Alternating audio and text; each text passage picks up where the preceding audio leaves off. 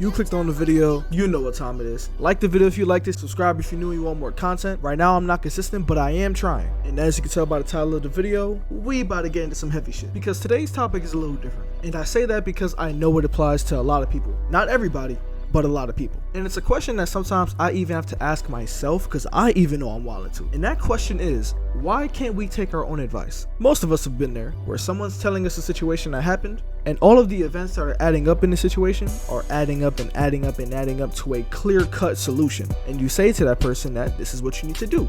Easy solution, right? But then that same situation happens to you and you can't pull through with that same outcome. Another classic case of not being able to take your own advice. But why exactly does this happen? We just gonna be real for a second. We all know it's easier said than done. Let's be 100% real. It is easier said than done. Let's say you talking to your boys and one of them tells you that his girl just cheated on him with another guy or another girl. You know, it's 2024. And when a guy or girl cheats on their significant other and the other person found out about it, the immediate solution is to break up with that individual, right? But then when it happens to you, it isn't really all that easy now, is it? Let's say you love this girl to death and you want to be with her for the rest of your life. Let's say she accidentally cheats, which is something that a lot of people like to say. And this may be a little bit off topic, but let's get this one thing straight.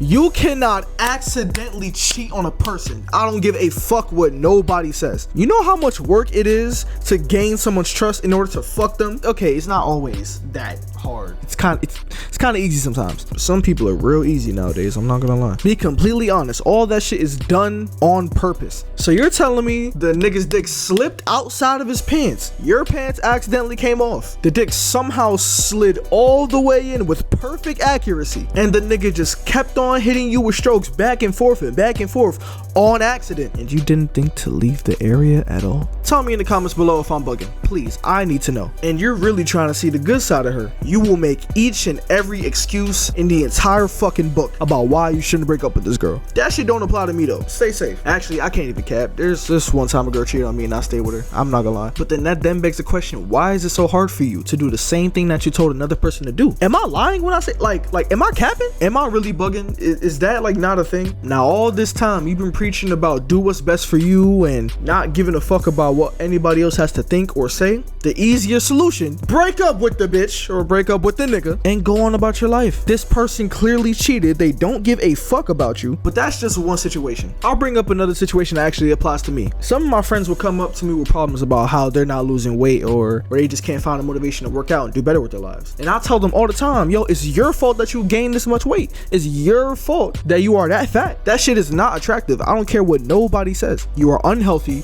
You made yourself this way, and most times it's not genetic. You most likely ate your way to being fat. I say all that shit, then look at me. I am 6'2", 283. Nigga, I'm fat. But why can't I take my own advice? One of the reasons why I cannot take my own advice is because it takes work. That's just straight up. It just takes work. And the reason why I say that is because it's going to take me time to undo all of my bad habits, right? To get myself in the mood to do so. To get my mind right in order to get my body right. Because that's what happens. And that's the God honest truth. But that's the reason I'm making this video right now. But that also brings up the question, not just for me, but just in general. How bad is the hypocrisy of the advice that you give out? And what I mean by how bad is it? What I mean is, are you going into complete detail? Is the solution clear, cut, and dry? How hard is it to get to the solution? How much time is it going to take? How much effort do you have to put in? And how deep did you dive into the subject? Meaning you most likely thought about this shit before. And you're shaming your friend or coworker or significant other or even acquaintance. It could be someone you don't even like. You're subconsciously shaming these people into believing that they're less than because they didn't do what you just told them to do. But when it comes time for you to do the same thing, you bitch up. Please answer me this. Why does that happen? The answer that I have is that hindsight is always 20/20. Hindsight is 20/20 is a phrase that refers to hindsight bias or the idea that people can see things more clearly after they have happened. I'm not gonna lie to you, I didn't know that was the exact definition. Yo, I'm dumb as fuck. The phrase hindsight is always 20/20 is mainly used to help people who feel bad about a certain situation. And sometimes it could be used to justify yourself being wrong. So boom. Put this into perspective. You're telling your homie that he should break up with his girl because she has cheated. And usually the conversation is taking place as this whole thing is going on. It's still an ongoing subject. It's still an ongoing situation. But usually you don't find out whether you're right or wrong about how you went about a situation until after said situation is already fully ended. Then that's when you get beat up by hindsight. And usually everything becomes clear depending on the person. Now, if you suffer with anxiety and depression, I'm not gonna lie to you, bro. That's kind of tough. When hindsight kicks in, it's clip for you. But you could tell someone else how to go about something because you've either seen that happen in the past, or mainly you're just not the one going through it, so you could think with a clear head. Now we switch up the situation to now you're in the hot seat. Now you can't make the decision for yourself, and now you're struggling. Now you're overthinking. Now you're saying to yourself, oh, I don't know if I should do this, I'm gonna wait this out. And again, that doesn't apply to everyone, because some people are better at making decisions than others. That is clearly seen throughout history. But even then, those same people then start to lose their decision making abilities while in these situations. So now you're the one that can't break up with that guy or girl because they cheated, because you love them so much. But when your friend told you the same thing, you say you didn't give a fuck about none of that. Why is that the case? And I myself have came up with my own solution to why these things happen, why we treat people differently in certain situations. And one of those many reasons is because boundaries, rules, laws, policies, you fucking name it, they all apply to different people different ways. And one of the perfect examples to that statement is attraction. You telling me you let your boyfriend cheat on you, punch your grandma, disrespect your father, fuck your sister, steal money from you, walk you like a dog, make you his punching bag, stole your identity, sold you off overseas for pennies on the dollar, and whole time is doing it with a smile on his face. But you want to cut off your friend because she confronted you about all the shit that this man has done to you? Shame on you, bitch. Do better. We all subconsciously understand that different rules, boundaries, and laws apply to people who we like and don't like. Like, here's an example I'll give you. We all hate fouls, right?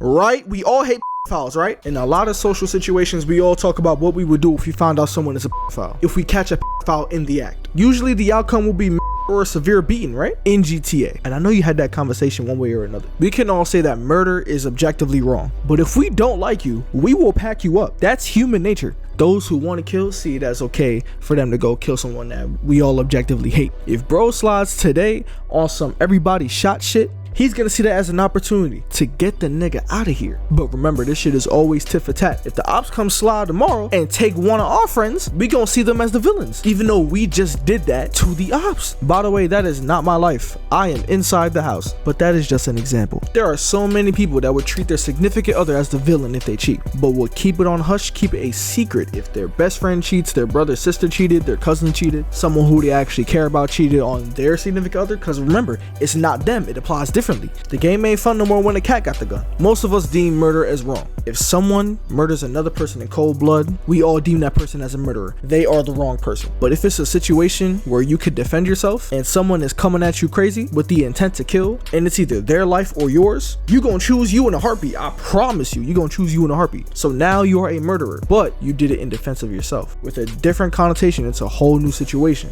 Regardless of how you put it, you're still a murderer, but the circumstances are different. People treat you different because of what happened. The labels that we give certain people as well differ depending on whether we like them or hate them. And speaking of which, actually brings up a perfect question that I like to ask people all the time. Are they a manipulator, or are you just easily manipulated? And I'll be real, sometimes you may never get the answer to that question until you really dig deep and try to understand yourself. And with that being said, thank you for watching the video all the way through. If you made it to this point, drop a like if you liked the video, subscribe if you're new and you want more content.